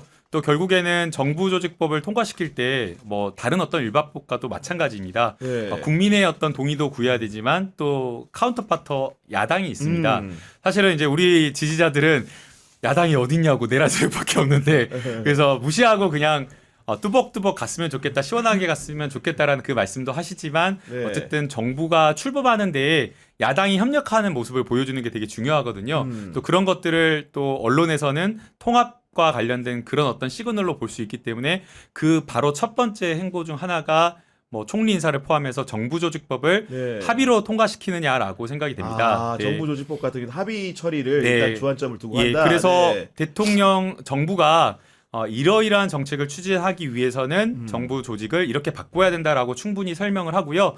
대개의 야당은 정부가 출범할 때에 정부를 동의를 해주죠. 동의해주고 지지하기 네. 위해서 야당들이 다 협력해 왔기 때문에 그리고 이재명 정부가 무리하지 않는 정책을 다 펼치기 때문에 동의해줄 거라고 생각을 합니다. 네. 저는 개인적으로 이 기후 에너지부라든가 신설 문제라든가 오, 예. 아니면 여가부를 이제 성평등 가족부로 바꾸는 부분들은 이건 야당의 반대가 크게 없을 것 같은데 근데 야당은 원래 네. 여가부는 없앤다고 그러지 않았었어요? 이준석 말고는 반대 안 하죠. 여기 뭐 저항 불가능한 영역이 돼 있으니까 이제 그럴 것 네. 같은데 개혁신당은 뭐 어떻게 할지 모르겠죠. 네. 그런데 기재부를 이제 어떻게 보면 이재명 후보 같은 경우에는 장기적으로 이제 경제 정책을 수립하는 곳과 예산을 짜는 곳을 구분하겠다는 걸로 본인의 언어로 얘기를 했는데 이 부분 같은 경우에는 국민의힘이 있어 보셨지만은 약간 저항이 좀 있을 것 같거든요. 근데 저는 네. 사실 그게 이제 모피아라고 해가지고 네. 사실은 이 재정 관련된 관료들의 이 기득권 카르텔도 상당히 이게 심각한 상황이거든요. 그래서 그 취지 자체가 결국에는 이런 정책 수립이나 재정 집행과 또 그런 예산 수립의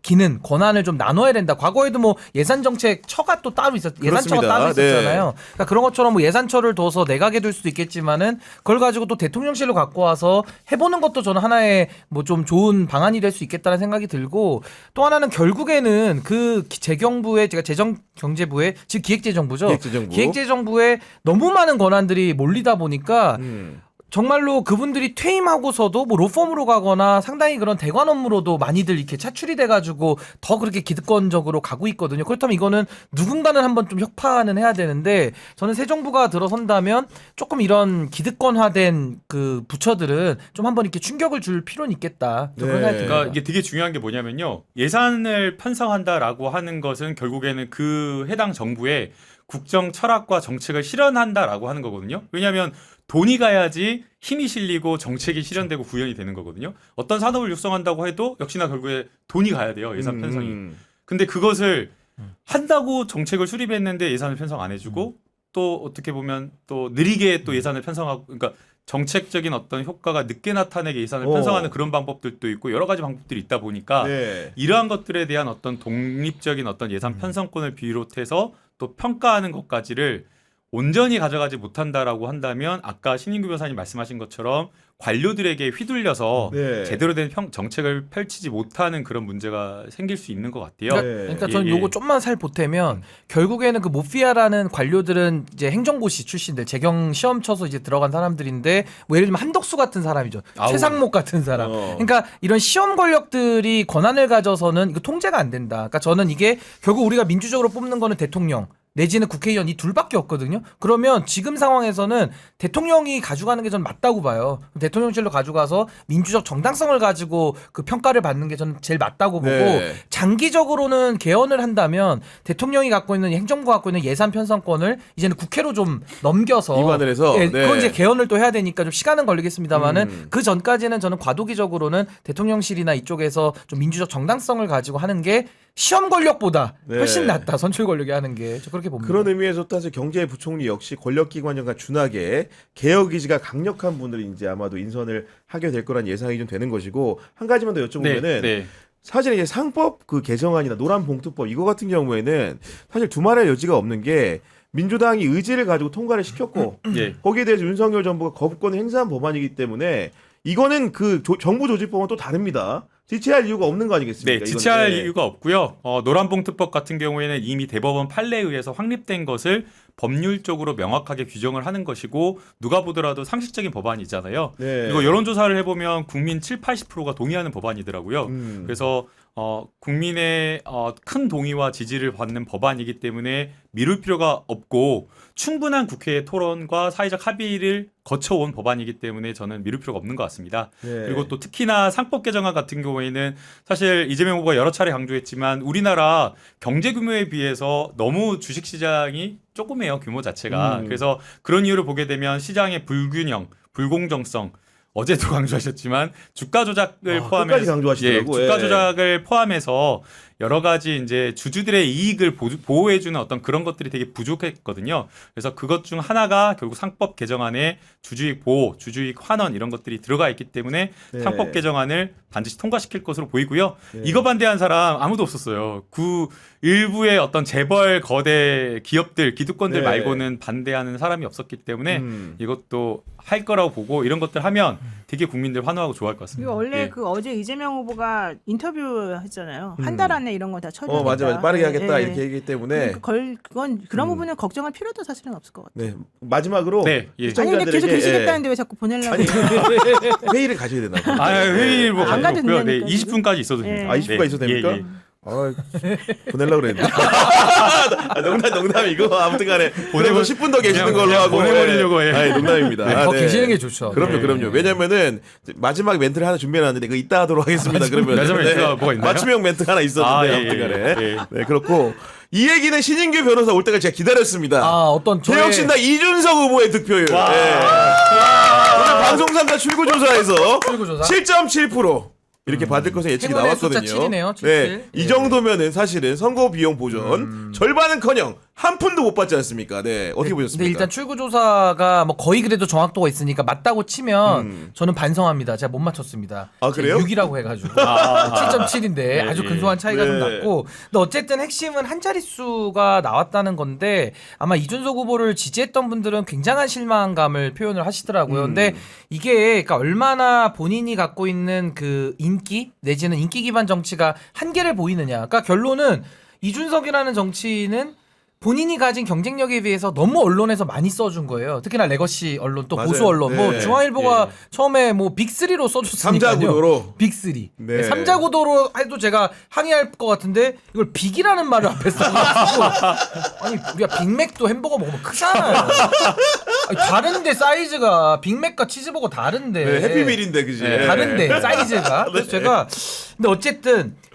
그러니까 소수가 과다대표되는 모습인 거죠. 언론에서 많이 써주니까. 네. 그러니까 아마 지지자들도 그런 착시가 있었을 수밖에 없다는 생각이 들고. 근데 결국은 이준석 후보는 본인이 그동안 그 팬코라고 하는 이 커뮤니티 기반의 정치, 이것은 윤석열 전 대통령과 똑같습니다. 극우 유튜버를 보고 하나, 자기 지지층 팬코만 보고 하나. 결국에는 지지자 의존형 정치이기 때문에 그렇습니다. 본질은 네. 비슷하다라는 생각이 들어서 저는 이제 이준석 후보가 가진 경쟁력이 이제 파악이 됐기 때문에 앞으로 조금 더 어떤 큰 정치를 하기에는 저는 좀 실력 부족 내지는 한계성을 많이 좀 드러낸 선거 아니냐. 그러니까 준비가 안 된 상태에서 대한민국의 지도자가 되겠다고 나온 이 도전이 너무 설리었었던 거 아니냐. 네. 저 그런 생각이 듭니다. 그런데 오늘 자택 앞에서 기자들을 만난 이준석 후보의 발언은 물론 선거에 진 책임은 모두 제 몫이라고 했지만 여러 가지 여지를 남겨놨는데 무슨 말을 했냐? 네. 이 은혜 제가 계속 갚으면서 정치할 수 있도록 하겠다.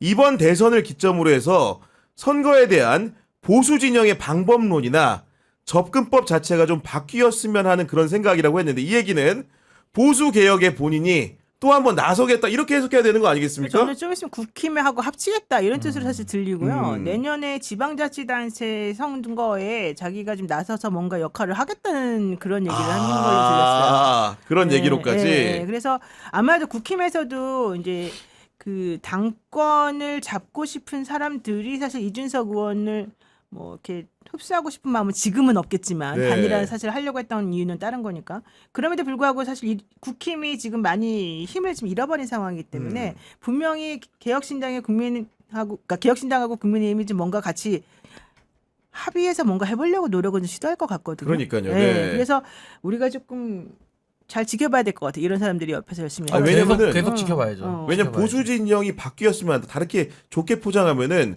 보수 재건이 필요하다. 그 얘기는 그러니까, 뭐냐? 정치를 계속 하겠다는 얘기고 그렇죠. 보수 재건을 하겠다는 얘기는 아까 말한 것처럼 국민의힘의 동향을 보면서 개혁신당 같은 경우에도 해처 모여 과정에서 적극적으로 역할을 하겠다라는 해석이 가능하거든요. 그 제가 이 사안에 대해서는 지적할 게 한 3가지 되는데 첫 번째는 아까 방법론 얘기합니다. 지금 방법론이 없어가지고 진 게 아니라 정치 철학의 부재로 진 거예요. 심판받은 거예요. 근데 아직도 문제의 본질을 파악하지 못하고 방법론, 잔기술, 잔머리 가지고 극복해 보겠다라는 멘트가 첫 일성으로 나온다는 게 또다시 한계를 노출시키고 있다라는 네. 거고, 두 번째는 제가 볼 때는 이 김용태 비대위원장 좀 전 유심히 봐야 된다고 보는 게 천하용인 시즌 3를 지금 기획하는 거 아니냐.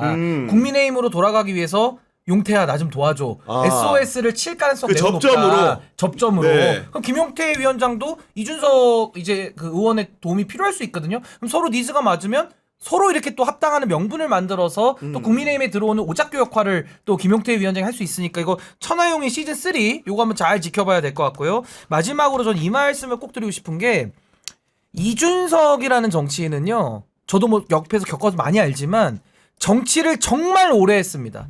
15년 했어요. 나이는 젊지만 15년 했어요. 그러면 기업을 다녀도 상무급이야, 상무급. 아 진짜로. 뭐 과장, 부장 위에 뭐 상무 전무잖아요. 네. 그러니까 정말 오래 했기 때문에 지금 보수 정치가 문제가 많고 뭐 이준석 의원이 얘기 안 해도 문제에 대해서 국민들이 다 동의하거든요. 그렇죠. 그럼 그 문제를 일으킨 근본 원인에 해당해요. 이준석 의원 자체가. 그러니까 제가 드리고 싶은 말씀은 이준석 의원은 개혁의 주체가 아니라 개혁의 객체다. 그러니까 주체가 아니에요. 본인이 뭘 뜯어고치고 하는 게 아니라 당해야 돼. 이준석을 네. 고쳐야 돼. 지금 제가 볼 때는. 그러니까 개혁의 본인을 스스로를 자꾸 개혁의 주체라고 착각하는데 이준석은 개혁의 객체다. 뜯어 고칠 대상이다. 그래서 좀 착각을 좀 깨어났으면 이 말이 좋겠어요. 너무 중요한 말인데요. 네. 이거 명태균 게이트가 지금은 좀 잠잠해져 맞아, 있었지만 맞아. 이제 대선 끝났으니까 명태균 게이트 본격적으로 본격적으로 갑니다. 들어가야 되잖아요. 네. 명태균 씨 같은 경우에도 이준석은 이미 사실은 손절한 셈이에요. 근데 어쨌든 중요한 건 앞으로 누가 특검을 할지 모르겠지만 이준석 씨가 당대표로 있었을 때 어떤 그 비리와 문제가 너무너무 많았거든요. 그러니까 어떤 사람들이 이래요. 지난번에 이준석 후보가 비상계엄 선포된 날 자기 집에 가서 샤워하고 나왔다 이랬잖아요. 네. 그게 그냥 샤워하러 간 게 아니다. 뭔가 혹시라도 압수수색 들어올까 몰라가지고 뭔가 증거를 인멸하러 간 거다. 이런 얘기까지 나오거든요. 하물며 그런 생각. 거기서 말하는 그 예. 증거 인멸이라고 하는 것은 기본적으로 명태균과 연관된 혹은 자기 당대표 있을 때 뭔가 그 김건희 씨랑 연결된 뭔가 있었을 것이다. 이런 상상의 얘기예요. 영역이지만, 네. 잘못된 우리 추측이지만 그러니까 그럴 정도로 지금 이분이 이 깊숙이 이 상황이 지금 매몰돼 있기 때문에 이 부분에 대해서는 철저하게 정말로 이렇게 하면 네. 이 사람이 지금 아까 말한 대로 뭐 주체로서 뭔가 해보고 이럴 수 있는 건 절대 제가 볼 때는 아니다. 수사의 객체가 될 가능성이 높은 건데. 개혁의 객체야. 객체. 근데 수사와 개혁의 객체. 객체라고 하는 것은 네. 목적어 객체. 개혁의 객체라고 하는 것은 이것을 뜯어 고쳤을 때 개선의 여지가 있을 때 개혁의 대상이 되는 건데 과연 이게 뜯어 고쳐가지고 개선의 여지가 있을지 저는 의문이거든요. 이건 아무리 뜯어 고쳐도 본성이 이거 정치에 맞지 않거든요. 본성을 바꾸자는 뜻은 아니고요. 예, 제 약간- 개혁은 네. 그냥 뜯어내서 퇴출시키자는 겁니다. 저는. 그래서 퇴출시키자는 겁니다. 그래 맞습니다. 그래서 이거는 개혁의 진짜로. 대상이 아니라 네, 못 고쳐요. 퇴출의 대상이지. 그렇죠. 개혁이 안 돼요. 개혁이 안 돼요. 동의합니다. 예, 그래서 그 쓸 말입니다. 데가 하나도 없고 쓸 데는 하나 있어요. 예. 이 정치 그냥 붕탄지라는데 그냥 네. 혼자 그냥 난장판을 만들고 아 매기처럼 이렇게 싹 내기처럼 집어넣고 그냥 이렇게 난장판을 만들고 만들으라고? 붕탕지를 치는 거 그거 하나 반정치 퇴출이에요. 역할밖에 없지. 정치는 사실 맞지 않거든요. 왜냐하면 정치는 물론 이게 본인의 어떤 개인적인 명예와 사적인 욕구도 있겠지만 본질적으로는 타인을 위해서 하는 일인 거잖아요. 그렇죠. 공익을 네. 위해서 하는 거고. 위민 정치. 예, 아까 댓글 써주신 분께서 위민 정신 중요했듯이 공익 국민을 위해서 사회적 갈등과 문제를 해결하는 목적으로 해야 되는데 이준석은 없어요 그게. 네. 예, 근본적으로 없기 때문에 개혁 대상이 아니라 퇴출 대상. 그렇죠. 아 저는 예, 100% 동의하고 예, 예. 그 이준석 의원에 대해서 사실 명태균 이슈 너무 크죠. 그건 네. 너무 치명적인 거고 예, 예. 이건 그냥 정치적 비난의 대상이 아니라 수사를 받고 이건 처벌을 받을 가능성이 매우 높은 중요한 사안인데 이번 대선 때 있었던 그 TV 토론 때 3차 정치 분야 때 전 이걸 이제 바바리맨 발언이라고 제가 얘기를 하는데 거의 혼자 셀프 바바리맨 짓을 한 거예요. 그럼 우리가 보통 거리에서 바바리맨 있으면 공연 음란죄로 신고해서 처벌하잖아요. 이거는 뭐 옷을 벗어 제낀 건 아니지만 거의 방송 토론회에서 전 국민이 보는데 혼자 바바리맨이 된 입을 거라. 풀어 제꼈죠. 전 네. 그래서 그냥 그러니까 바바리맨 네. 발언이라고 그러니까 불러요. 그 네. 말을 제가 너무 와닿는. 아 여기다 옮기면 옮길 안 수가 되지. 없어요. 왜냐면 네. 마이크에 무게감과 책임감 있고 제가 또 품격 있는 사람이라서 그런 말을 감히 제 입에 올리기가 어렵습니다. 아니 왜 웃죠? 우리가 이거 그래서 바바리맨 발언을 하는데 네. 그 바바리맨 발언 하나만 가지고도 저는 국회의원 제명감이라고 봐요. 이건 제명이 되면 우리 헌법에는 법원에 제소도 못합니다. 국회 자율 영역이거든요. 그러니까요. 저 네. 국회의원들이 이런 발언 쓰는 사람도 국회의원으로 자격이 있다. 라고 한번 당당하게 해보세요. 국민들의 시각이 어떤지.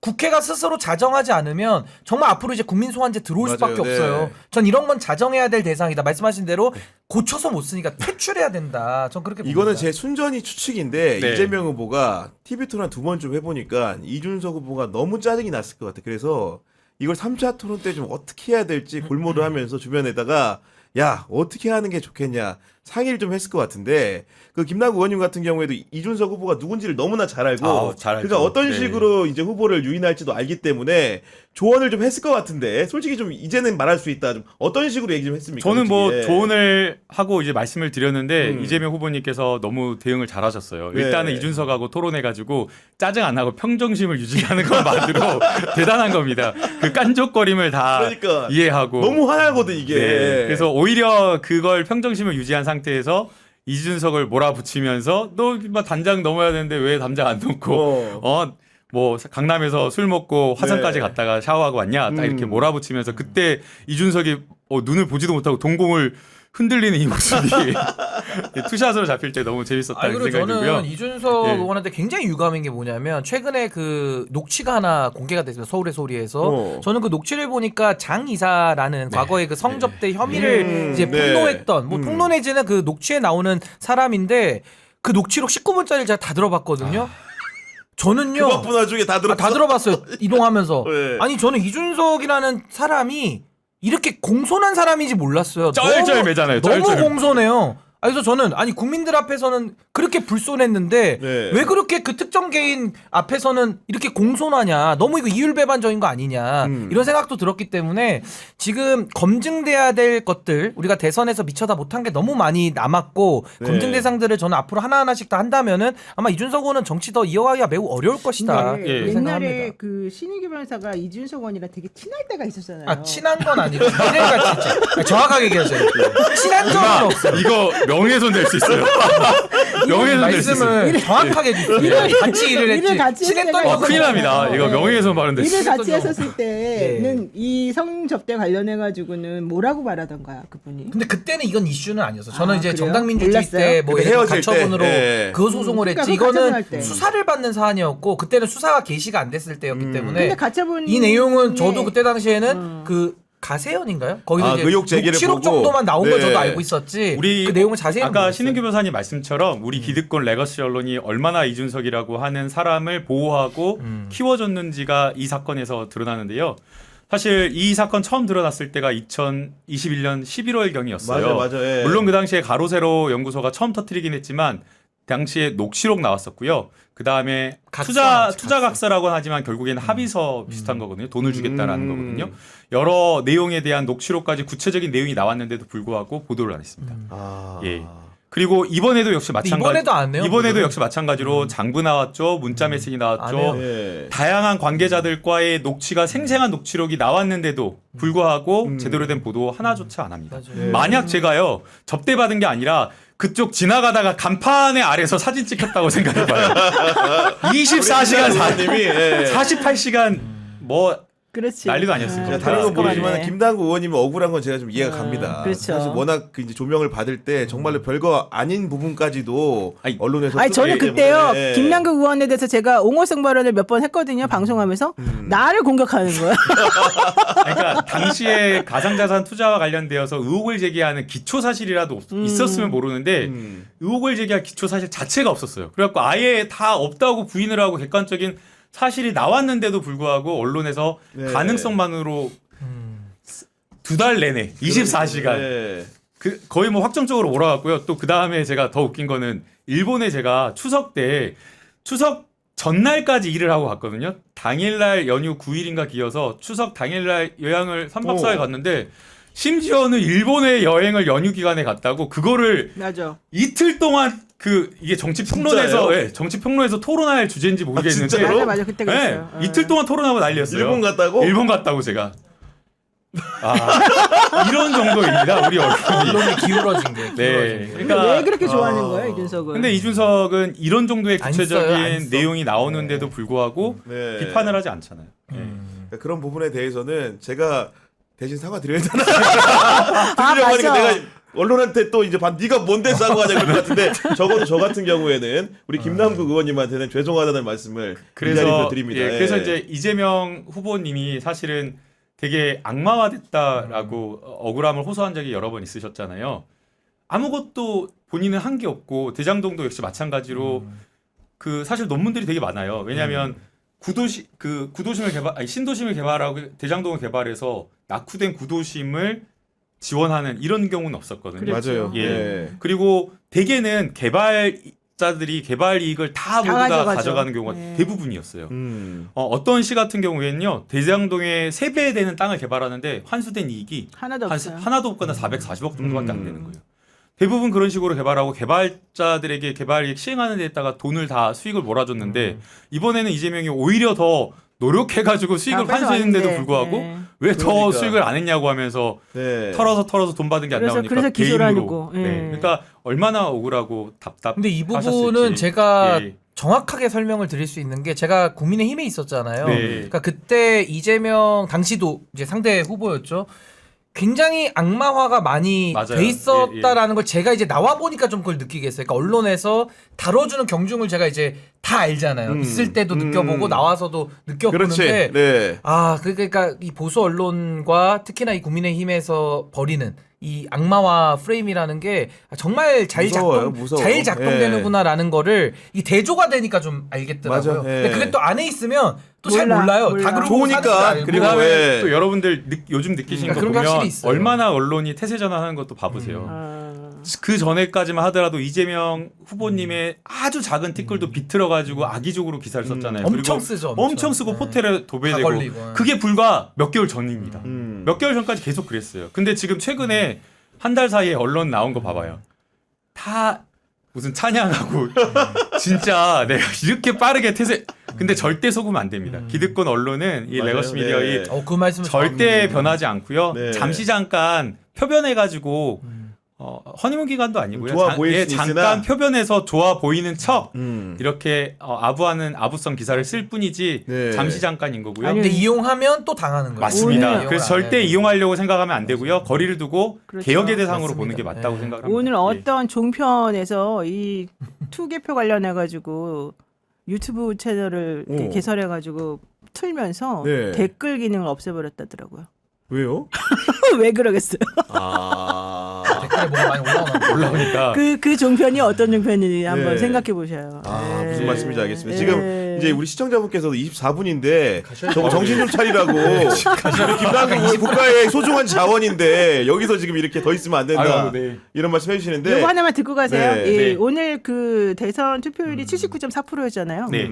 안동 이재명 후보가 말했던 태어났고 묻힐 곳 경북 안동 최종 투표율이 79.4%래요. 와. 딱 맞네. 너무 이상하죠. 예. 야, 약간 대단하네요. 약간 소름. 예. 79.4. 그다음에 오늘 또 이렇게 선거를 뭐 아직 개표가 남아 있긴 하지만 이제 출구조사 결과를 보면서 진짜 어렵다 선거가. 네. 예. 그러니까 내란이 있는데도 불구하고 내란으로 인한 조기 선거인데도 불구하고 김문수 후보 40% 가까이 투표를 받잖아요. 그러니까. 예. 네. 그리고 이준석도 7.7%. 맞아요. 너무 그러면 놀랐어요. 그러면 나중에 5년 뒤에 치러질 선거는 정말 박빙의 1, 2% 선거겠다는 그러니까요. 생각이 들더라고요. 네. 그래서 당장 이제 오늘 하루 쉬고 내일부터 선거라고 생각하고 정말 국민을 위한 정치, 네. 국민을 위한 정책을 통해서 5년 뒤에 다시 선택받을 수 있도록 갑자기 다시 슬픈 뛰어야 예감이 되겠습니다. 드는데 당분간 이제 김남국 의원님을 못 모실 저희 것 같죠? 방송에서 못 모시고 가는 예감이 전혀 아닙니다. 전혀 아닙니다. 또 언제든지 네. 또 볼 수 있습니다. 내일 또 뵙고. 예. 아무튼간에 그런 불길한 예감 드는데 맞는 거 알죠? 지금 보니까 전혀 아닙니다. 분위기가 전혀 아닙니다. 예.